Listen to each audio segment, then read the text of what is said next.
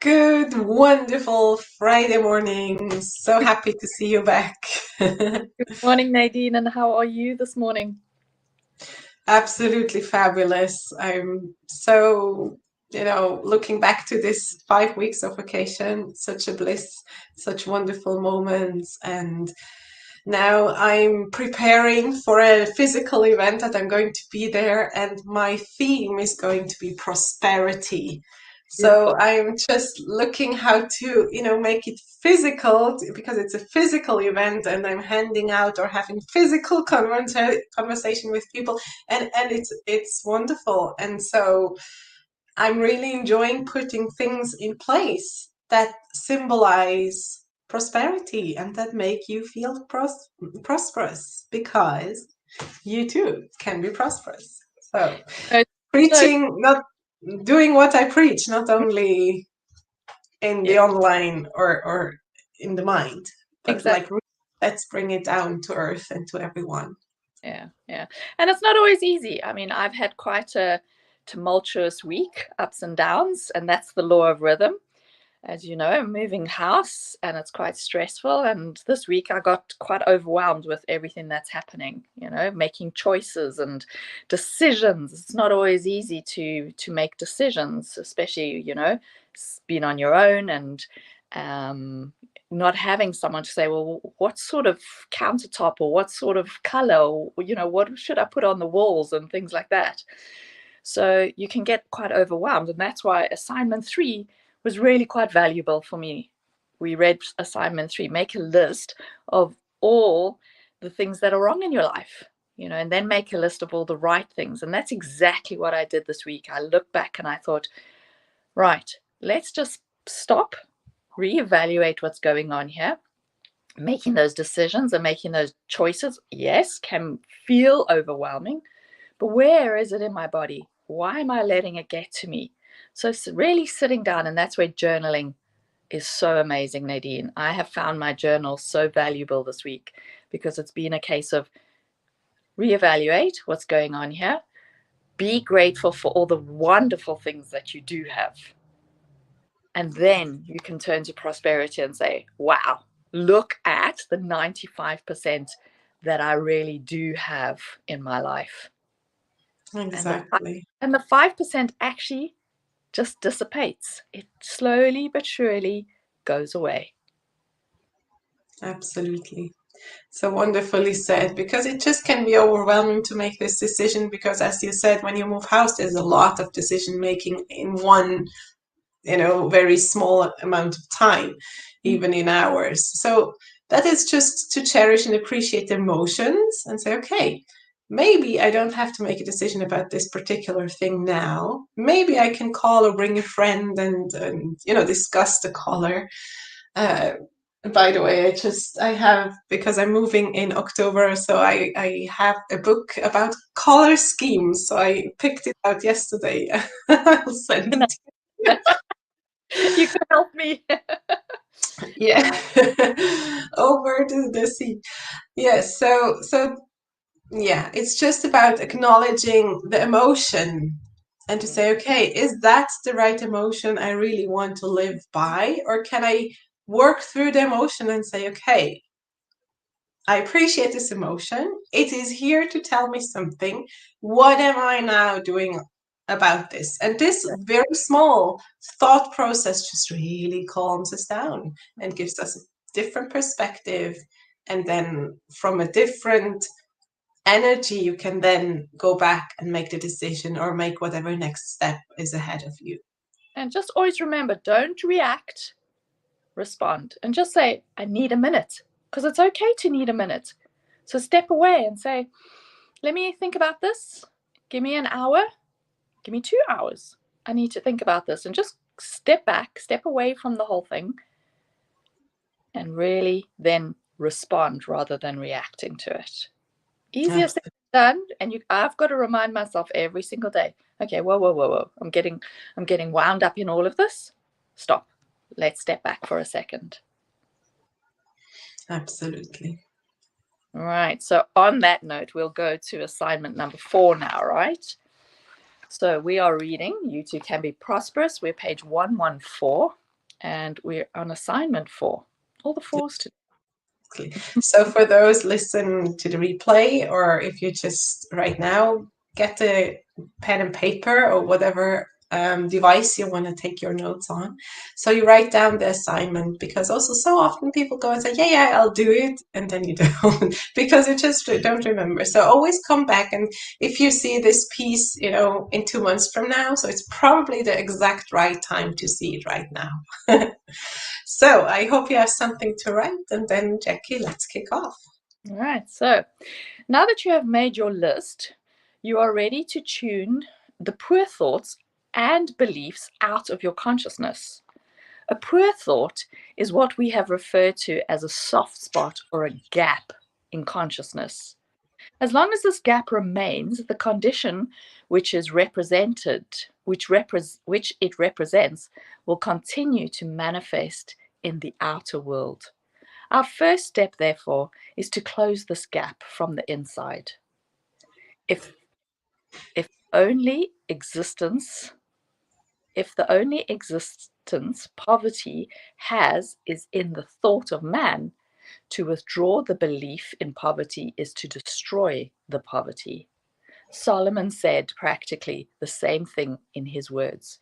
Keep thy heart, which he refers to as consciousness, with all diligence, for out of the heart are the issues, which are circumstances, conditions, and experiences of life. This is a wonderful thought, for it means that there is no poverty, want, or depression in your life that is not maintained by your own thinking. In other words, there is no failure in your purse, bank account, business, or affairs. The whole basis for every loss, failure, or bankruptcy is in your consciousness. It is clear, therefore, that by taking possession of your consciousness, you can tune out all that is ugly, frustrating, and poor, and can tune in all that is beautiful, satisfying, and rich. That is so gorgeous. Absolutely. And that is also therefore so important to stop for a moment and look at, really identify the emotions that come up. Is it frustration or anger or depression or sadness? Just why is this coming up right now, right? Then work through it, because very often it's like, oh, okay, I'll focus on something else, which is nice, which brings us back to prosperity. But then the sadness, frustration, anger, etc., hasn't been treated. It has been kind of dismissed, but then it's still there.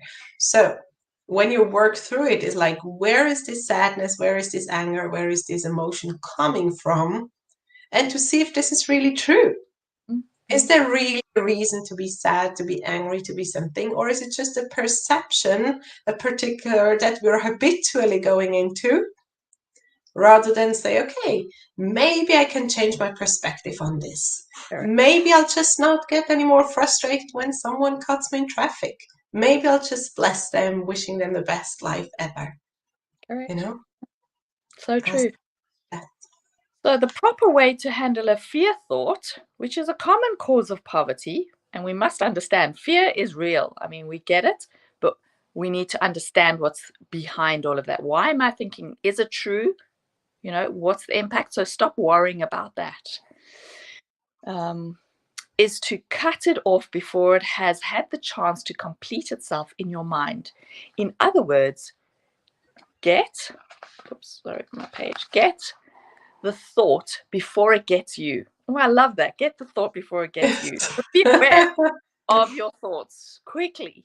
Don't let it settle into your body. Don't let it become subconscious. Okay, catch it when it's still in your conscious mind. I am afraid. Cut it off right there and use a positive, firm denial, such as, no, this is a lie. The Lord is my shepherd. I shall not want. Everything I need is now in instant manifestation. The earth is the Lord's and the fullness thereof. The silver is mine and the gold is mine, saith the Lord of hosts. Every beast of the forest is mine, and the cattle upon 1,000 hills. All that I have is thine. Now, does the Spirit of all good that lives within supply with every need? If you are one of the persons who find that physical action reinforces their mental effort, write the offending thought down on a piece of paper and drop it quickly into a little box that you have provided for that purpose. The idea back of this plan is to lock the baleful thoughts up so that they can't get out and bother you again. Put them under lock and key. This dramatization helps to convince the mind that you are through with them. If you date them, you will be able to see how long it takes to eliminate the offending thought. In the beginning, you may have to make a record 50 or 100 times a day, but the process will have the same effect upon the troublesome thought as repeated rejection would have upon an unwelcome visitor at your door. If you keep turning him away with a firm denial, you will finally give up. He will finally give up and stop bothering you. Of course, the same students will prefer to visualize this process instead of dramatizing it. No matter which method you use, if there is no response in your thought to the thoughts that oppose your good, they will eventually drop away. When they drop away, you are out of your difficulties. That Oh, is is that beautiful? I remember when I was very fearful, not having money, and I was waking up with the thought, like, I don't have money, how I will pay the rent and everything. So before even being able to dismiss the thought, to not go there, I started to appreciate, say, okay, I appreciate my fear not knowing how to close the month.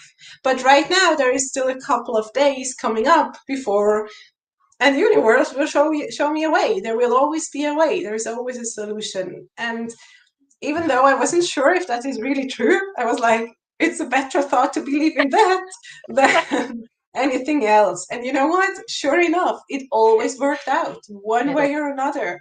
And I can just, recommend, do the next best thing. The next best thought is already a better thought than the thought of fear or sadness or anger and all the things that hold us down. So what is the next best thought? Is like, okay, I can go into anger or frustration or fear whenever I want. So for now, let's enjoy another another emotion. Exactly. And Yeah. just tap into that, the joy, the once again, turn back to all the good things that you have in your life, because you will see that percentage 90 to 10, 95 to 5. It's never going to be 50-50. It really is. When you think of the beautiful air that I breathe, the fact that I swam in the lake, that all those beautiful things that have happened to you, really, it's 95-5. Yes. Yes. And so, for everyone who listens and who really want to put this in practice, there is a wonderful program that Jackie and we teach. It's called Thinking into Results, because it's really about catching those thoughts and see what kind of results are we creating right now in our life and how can we work through it. And this is a 6-month program because we go really deep and turn around these thoughts with you. So if you feel that this is something you'd like to do, please reach out to either of us and we will happy give you more information about how that will work, because you too can be prosperous. Thank you, Nadine. That was beautiful. Thank you so much, everybody. Thank you. See you back same time, same place next week. Awesome. Cheers. Bye.